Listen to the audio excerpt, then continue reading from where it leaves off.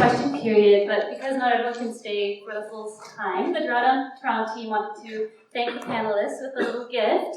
So as the panelists, if you could come up and just receive your gift and then have a seat at the table, please.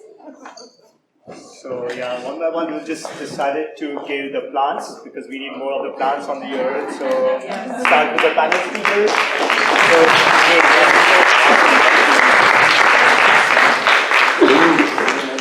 Malkeet, for you. Thanks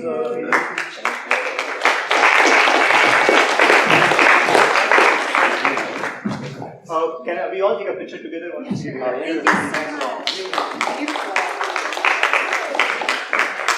You want a picture? We'll just take a group picture. Okay.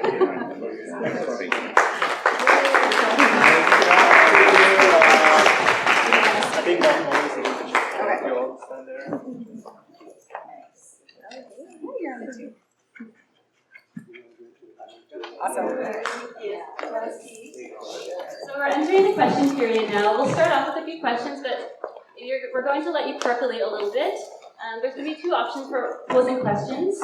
One is if you prefer to write down your question. Part of the Drawdown team will walk around with little slips of paper and pens if you would prefer that way. Or the other option is to raise your hand and ask a question live. So what we'll do after we pose the first few questions is alternate between the written questions and the live questions. So let yourself think through them. The first question that the Drawdown Toronto team wanted to pose was, how is your work connected to local solutions? So a lot of you spoke a little bit about it. We only need you 5 minutes, but if there's something that you really wanted to impress on people, like how are you affecting local solutions? Please feel free to start. Let's see if you can. Oh, sure. Thanks. Actually, we were talking a little bit about this beforehand. Certainly from an Extinction Rebellion perspective, we aren't necessarily speaking about solutions specifically. We're demanding that governments on all levels participate in implementing the solutions that exist. So in terms of local solutions, I mean, we're interested in pushing municipal, provincial, federal governments to use the solutions and make them a priority. And so I would say that just simply by being present in as many local communities as possible, we're pushing governments on all levels, really. So it's more about mobilizing and insisting that action be taken, not necessarily about what is the right action. It's about making it a priority. So I think I talked a little bit about it in my presentation, but most of the local action that we do, like I said, is at the city level. So getting city councillors and city staff to set bold and ambitious climate targets, but also climate actions.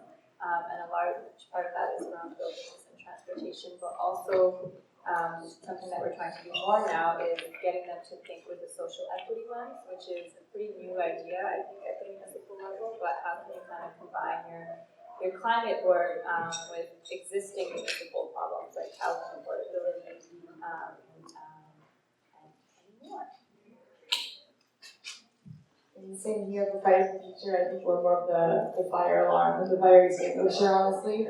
But the sort of solutions that we kind of at least exemplify are just is decentralizing as much as possible and staying grassroots and staying very local. For example, when we had in Europe a summit with a lot of representatives from different countries of Fridays for Future, and at the end we decided we actually can't produce one Fridays for Future international document because it doesn't work, and so we're trying to decentralize it. We believe in local communities, so I think we're not working towards solutions, but we're kind of what we want to see later on. We're trying to apply it to our own work. Yeah, so we are more so, I guess, about connecting people with solutions than actually, I guess, maybe implementing our own. And by doing so, encouraging others to empower others to do the same. Everything we do right now is very focused on Toronto, so we definitely deal with local solutions for sure. And we think that that's important because it's an overwhelming topic, a global topic that needs kind of local transformation. If you see other people in your community that are getting involved with things, it's a lot more empowering and you're much more likely to get involved yourself. So that's so we we really focus on Toronto content, Toronto solutions, and in our project with the Funhouse, that's exactly what we'll be doing, is outlining which solutions there are and giving people a path to them. Resource scarcity here. That's perfect. Thinking about local solutions, we are already here. You're all right here in this room, we're all right here in Toronto, we all eat, we all wear clothes, we all live in buildings, hopefully. And we're also talking about who's included in these discussions. I think most people will know Naomi Klein's phrase that to change everything, we need everyone. Could we hold questions until, we'll ask 2 more questions to the group and then we'll open it up to the floor. Does that sound good? Okay, perfect. So the next question was, how might your program connect with one of the 7 different sectors that constitute the Drawdown initiative?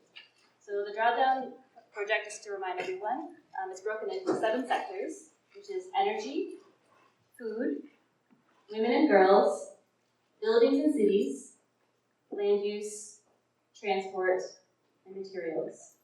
If anyone would like to address that question, how does your organization and work address or connect to one of these sectors? You'll hear me. Sure, yeah. Thank you. So I really love this question. So I've taken the Drawdown course as well, and so there's that I have kind of 2-part answer to this. Number 1, we felt like Drawdown is an incredible list of solutions to take, but we felt like one of the things that was missing was communicating it. So awareness, that kind of media piece. So that's why we're part of what we do. And then number 2, in terms of for each of the sectors, with our Funhouse project, I swear, all I'm going to do is talk about Funhouse all the time. But because we're bringing to life the Green New Deal and working with organizations like the VEEP, where really each room is going to be sectored into dealing with each of these 7 areas, and how that relates. So I think there are a few areas where people link things to climate change very easily, but there's a lot more work that needs to be done to contextualize that for people. So by giving them an experience that they can go to and see what Toronto looks like as we got these, I think that's how we're trying to do that.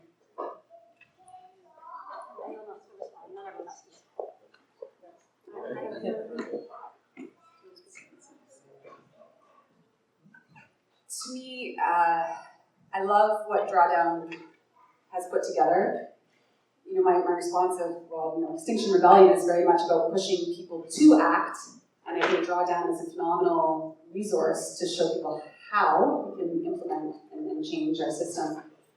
The third demand of Extinction Rebellion is to establish a People's Assembly, so that it's not just our elected leaders, but it's actual representation. And that requires everybody, and as in terms of all the different sectors, we need people with all different skills, we need it to be multidisciplinary, and I think that Drawdown's solutions actually do a really beautiful job of that. It's very multifaceted, and so I see with Extinction Rebellion, that's exactly what we're demanding, is the government needs to take action. The government is the one who's got the power, essentially, to implement and change policy, but they need to be guided by experts in all of these different areas. And what I find fascinating about the whole Drawdown evolution was that, all the scientists, if I understand correctly, told Paul Hawken, well, we can't tell you what the best solution is, we can just tell you about our solution.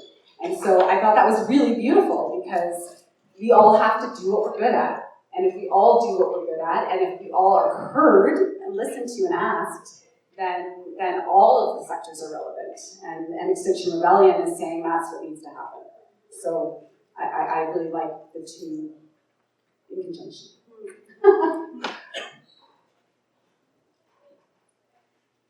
I think with Fridays for Future's work, it's also obviously a little different. We often try to re-emphasize that because we are representing youth, and I'm on the older range, because I'm 20, but a lot of people are under 18, so we're also saying, please don't actually ask us for the solutions, that's not our job, we're just trying to figure out what is happening.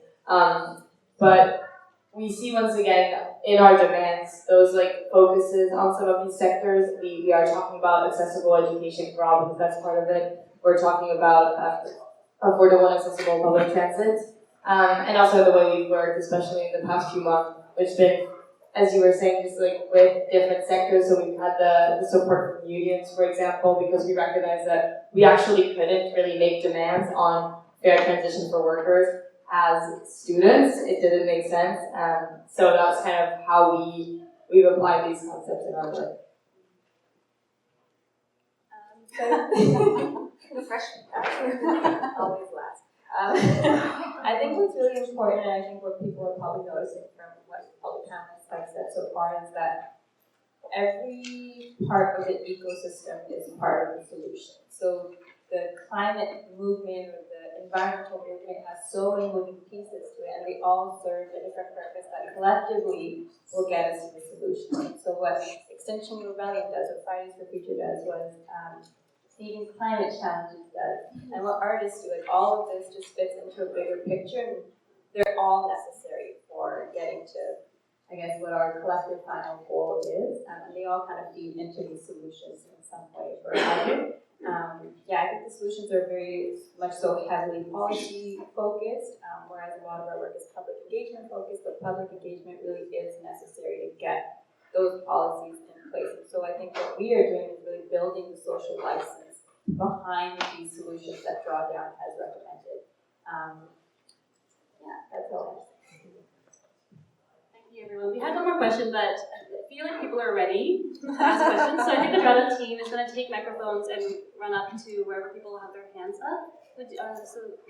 You had your hand up for a while. If anybody needs paper to write down a question, yes. John, could you? John. I'm Lynn Adamson, and I'm with Climate Fast, which is one of the groups doing People's Climate Plan, doing kitchen table conversations, working with the City of Toronto Transform to You program, exactly around what we're talking about here, implementing solutions, and we're building transportation and garbage, like every bit of compostable garbage that doesn't go in compost, that goes in landfill, creates methane. So it's all measurable. What's great about the city's program, Transform to You, is that its aim is 65% reduction by 2030. We've already exceeded the 2020 goals and going for 2030, but they recognize that we need the community to do that. And in October, there's going to be 4 consultation dates about the new plan, which will be 2021 and 2023. So our job at Climate Fast, and I think this whole room, is to build a political will. As the point was made, political will doesn't come from politicians, it comes from us. So we bridge that gap with the politicians. We do training for deputations. We encourage people to come out and speak about the budget and to get to know their local councillors and get a pledge from them to actually put the money into the program, because that's where the rubber hits the road, is when we actually fund those programs. So this afternoon, I'll have a section group and be glad to meet people to talk about it, but I think there are solutions. Only 4% of the municipalities in Canada have a climate action plan. Can you believe that? Only 4%, 1 in 25 municipalities out of more than 3,000 municipalities in Canada.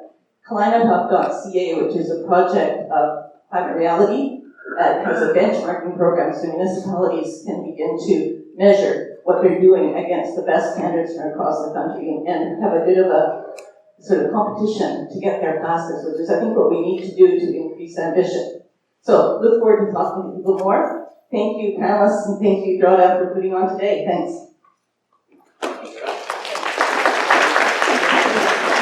So if anyone has a question, yes, you had your hand up a second, I believe. Is there a microphone that could run up? Sorry, just. And then the next one we'll respond to a written question afterwards, so people can then just get their written questions ready. Yeah, the question I have, you mentioned that public engagement is necessary for political solutions, policy solutions. So now, policy solutions are done by our politicians. So, if we don't have proportional representation, we're not represented by our politicians. And I want to speak, actually I'm directing the question, Extinction Rebellion, Leslie. So, I've been working on proportional representation for 30 years. Yes. 30 years. And we've even got a charter challenge. We're challenging the current, challenging the current voting system in saying that it's against the charter. We don't have a lot of time to go through a 15-year charter challenge. So I'm thinking that Extinction Rebellion is our course of action. So I agree. I don't really have much to add to that. I 100% agree. And again, as somebody who's here representing Extinction Rebellion, I'm also here as myself and as a human being. And I 100% agree that our electoral system is not representative. And I do think that that work needs to be done. So thank you for pushing on that for 30 years. My MP came to my door last week canvassing, and we had quite a conversation about that in terms of why Trudeau didn't fulfill that promise when he said he would before the last election. So I feel very strongly about that as well. And that's precisely why Extinction Rebellion is demanding this People's Assembly. Because we know that, and Extinction Rebellion being a worldwide organization starting in the UK, they have a similar system to ours. So I think every country is different, right? And so the political climate is different in every country, which is why XR is saying, regardless of the political and democratic setup, we need this People's Assembly to advise to implement these changes. So I fully agree, and I welcome you to talk to me after and join us. Yeah, I love your expertise. Thank you. Before we move to the next, did you want to speak? I just wanted to say that Andre, Philippe, and Allie need to leave. But if people have pressing questions, For the funhouse. please write down your questions and we can email them to you afterwards and we can share it out with the Drawdown project summary. Thank you so much for having us.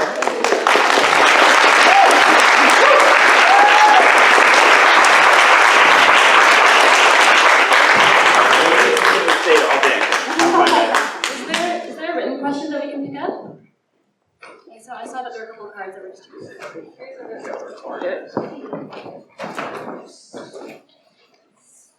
All right. Does the panel have any recommendations concerning the upcoming election? And this came up before, right? Is how can we work these issues in a nonpartisan way for every person in a leadership role to adopt this into the decision making? So the question again, does the panel have any recommendations concerning the upcoming election?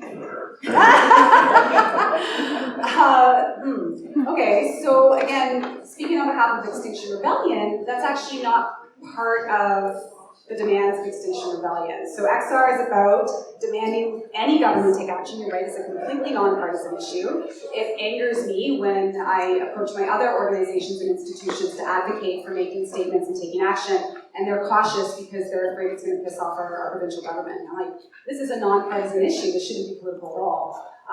So from an XR perspective, it's really about mobilizing in whatever way adheres to the XR principles as individuals, as small groups, to move the government to action. So as far as I'm concerned, that translates into speaking to the people running in your riding. So it's making appointments, it's hosting conversations with all of the candidates, it's pushing hard on what is your party's platform for climate action. ARCA, which is Artists for Real Climate Action, who just emerged very recently, their real campaign right now is to vote, first and foremost. So that's really, really, really important, is to vote. We have abysmal voter turnout in this country. So vote first and foremost. And hold the climate, hold the earth in your vote. And so make sure, in this election particularly, that you're considering the implications of voting for your particular candidate in your riding.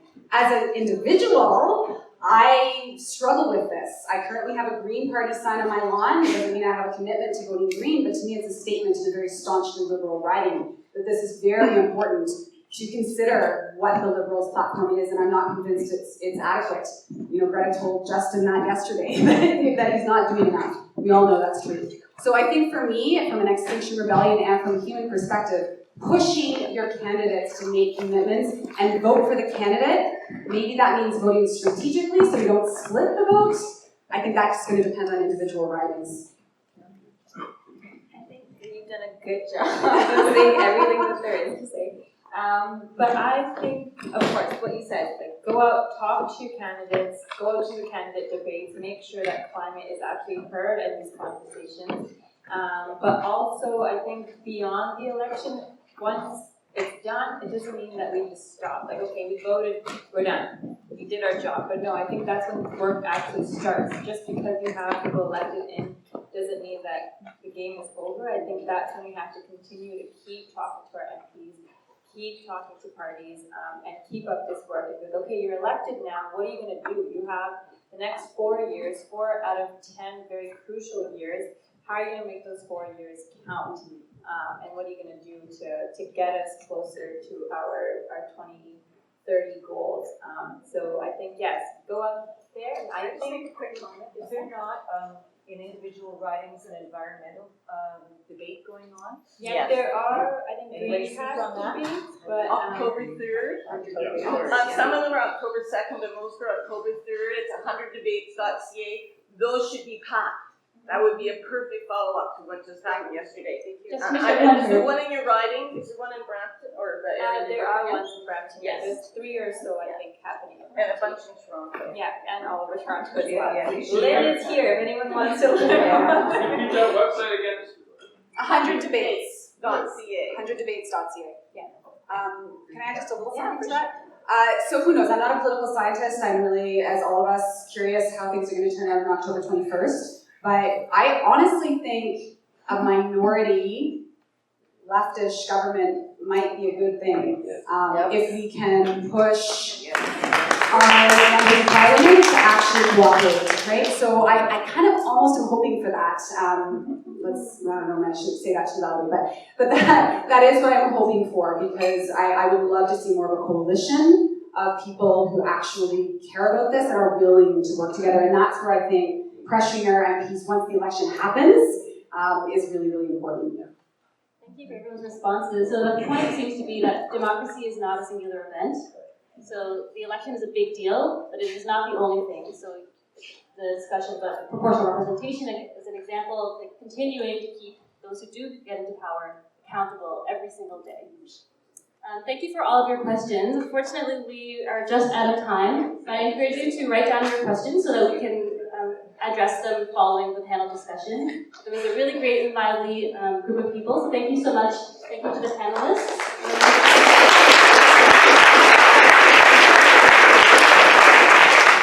We have lots of time to talk this afternoon, so we'll move on to the next section.